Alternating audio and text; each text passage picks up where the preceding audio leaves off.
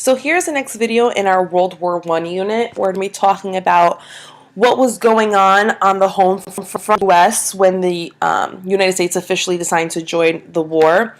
So let's get started with the Selective Service Act. When the United States decided to enter World War I, the U.S. Army was only a fraction of the size of European armies. So in order to build the Army, President Wilson encouraged Americans to volunteer for service and pushed Congress into passing the Selective Service Act. So this act, which Congress passed in May of 1917, authorizes the draft of young men for military service in Europe. On the first day of its enactment, June 5th, 1917, more than 9.6 million young men registered for the draft and were assigned a specific number.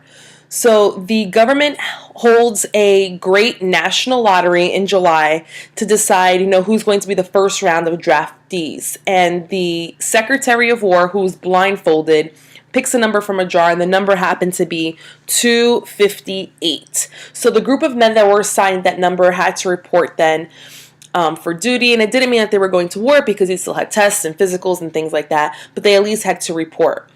Over the course of the war, more than 24 million Americans registered for the draft. Of these, about 2.8 were actually drafted into the armed forces. And then including volunteers, the total number of American men in uniform during World War I reached about 4.8 million. So more than 4 million of that number were sent to help the Allies in France. Now that was men specifically going away to war. But how do we motivate people at home? And that brings us to wartime propaganda. So what is propaganda? Propaganda is the government's official communication to the public that is designed to influence your opinion. Now, the information could be true or false, but it was always carefully selected for political effect. Both the Allied powers and the Central Powers used propaganda to support, or in order to gain support for their cause, by making their enemies seem savage. So if you're looking on the one all the way to the left where it says how the Hun hates, it's talking about, hating the Huns, and the Huns were the Germans, and you could tell what the Germans actually look like. It kind of looks like a half-faced monster. And the Huns captured some of our fishermen in the North Sea and, took them hostage. So it's kind of like, hate the Huns because look what they're doing to our sailors. In the middle, you have Jesus Christ that is wishing well to the soldiers that are going to war. And then on the other side of that, you have a picture of men at war, and it kind of makes it seem like it's all pretty and fun with the cherry blossoms that are there, but we actually know in reality it wasn't necessarily like that. All the way on the right-hand side, Daddy, what did you do during the Great War? So it's the idea that if you did absolutely nothing, that you were going to be seen as a coward, not only by society, but also by your children. Now, what could you actually do during the war? So war affects many things, but its greatest impact is on the lives of ordinary people. People fight, they sacrifice, and sometimes they die in war. But people work to produce the food that soldiers eat and to make the guns that soldiers are firing. People shape the information that they actually receive about the war. So the war could be a result of conflicts between nations, but it touches the lives of millions of individuals. While the Selective Service Commission raised an army, President Wilson also worked to shift the economy from peacetime to wartime production. And this was slow and frustrating.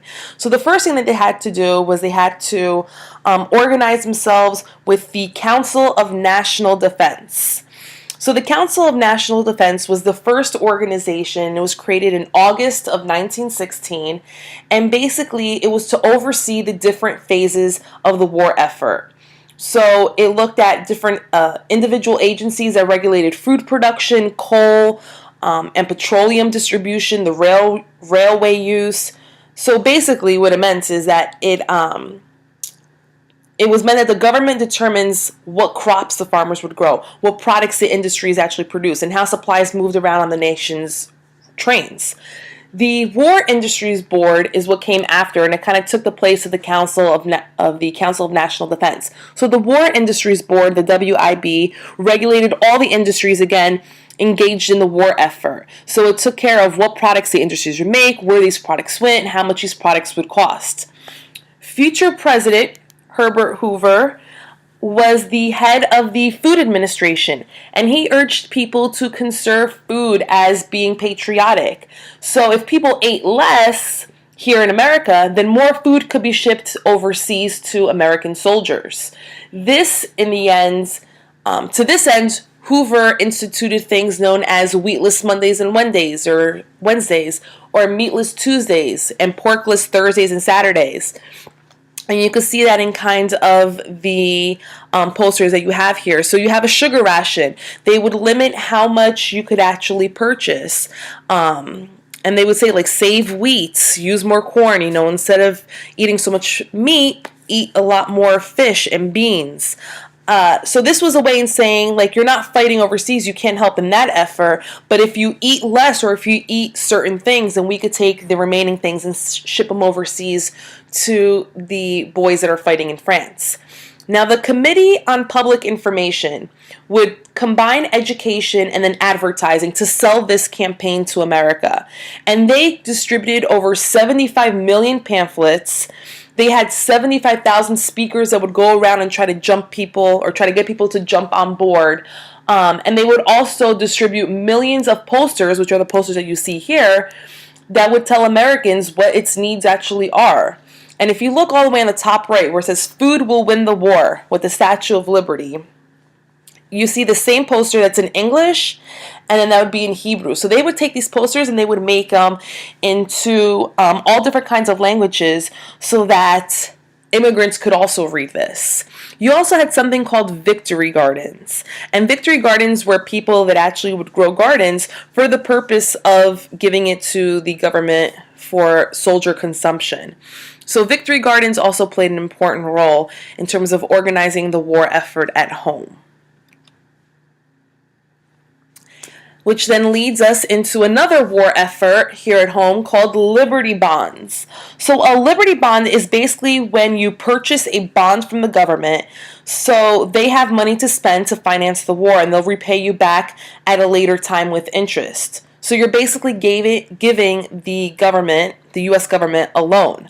And they would do this in order to actually pay for the war. So they ended up raising over $21 billion through the sale of Liberty Bonds.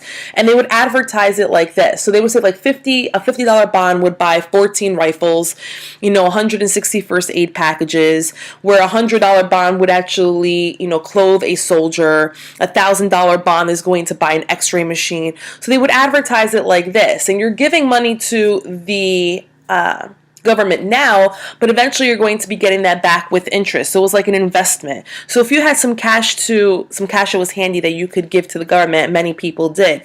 $21 billion worth, again, was raised. And here are some different posters, propaganda, that was spread throughout, help crush the menace of the seas. Again, talking about the Germans, you can see the bloody hand, the bloody knife. Buy Liberty Bonds, buy quickly and buy freely. My daddy bought me a government bond. Did yours. So strike now, he's fighting for you, buy Liberty Bonds. So these we posted all over the place in order to encourage people to participate in the war, even if you can't fight overseas. Now, a couple of things come up, that are not necessarily very patriotic. We have two different acts that we're going to be talking about. The first one is the Espionage Act. So basically, any postal authority could ban anything that they considered to be treasonous or seditious in terms of written materials, so newspapers, magazines, or printed materials from the mail. Anyone that was found to be obstructing army recruiters or aiding the enemy or interfering with the war effort at all could be punished for up to $10,000 fine and 20 years of imprisonment. So that was the Espionage Act. Don't put anything in writing or don't engage in anything that could potentially disrupt the war effort. The Sedition Act, which is the lower half of your screen, basically made it illegal for you to say anything about the American government, the Constitution, or the military forces. And down at the bottom you have an example of a man that was arrested for giving a mild anti-war speech. He was sentenced to 10 years in federal prison, and then you actually had a Supreme Court case that holds up the constitutionality of the Sedition Act. The court ruled that there are times when the need for public order is more important than the First Amendment protection of speech. So public order is more important than someone going and giving an anti-war speech, for example. The Debs case and others like it show that the war did lead to some suppression of personal freedoms and individual rights. And we'll talk more about this in class, and we're actually going to look into the Supreme Court case a little bit deeper. So what are some of the other ways that the war changes American society? The war not only changed American society in terms of the economic and political lives of Americans, but it also brought substantial social changes, and new opportunities opened up, especially for women and African Americans. So some women left their homes seeking new lives where they could take advantage of these opportunities, and these opportunities came across in the workforce. As men entered the military, they left open jobs, and these jobs needed to be filled, and many women moved into the workforce for the very first time. They filled the jobs that were basically, empty, or they were available because the men had gone to fight. They worked in factories, on the railroads, as telegraph operators, as trolley conductors. Anything that was vacant, females took the place of. Some worked on farms, some joined the Red Cross, or joined the American Women's Hospital Service and went overseas to work as doctors or nurses or ambulance drivers, clerks.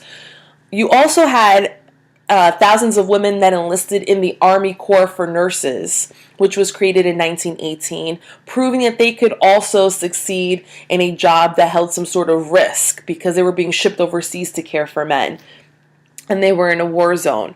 By any effort, these sacrifices, these women stepping up and going into the workforce, convinces President Wilson, amongst other things, that suffrage is needed. And remember, we talked about this before, but this is when the 19th Amendment, women's suffrage gets passed. And then you also had not only women joining the workforce, but you had some African Americans also joining the workforce. Thousands of African Americans also enlisted or were drafted into the army and sailed for the battlefields of France. On the battlefields, they fought in segregated units under the command of white officers. Altogether, you had about 400,000 African Americans serving in the military, and hundreds also died for their country right alongside white men. So we've reached the end of the video. Make sure that you're able to answer these 6 simple questions, and otherwise I will see you guys tomorrow in class.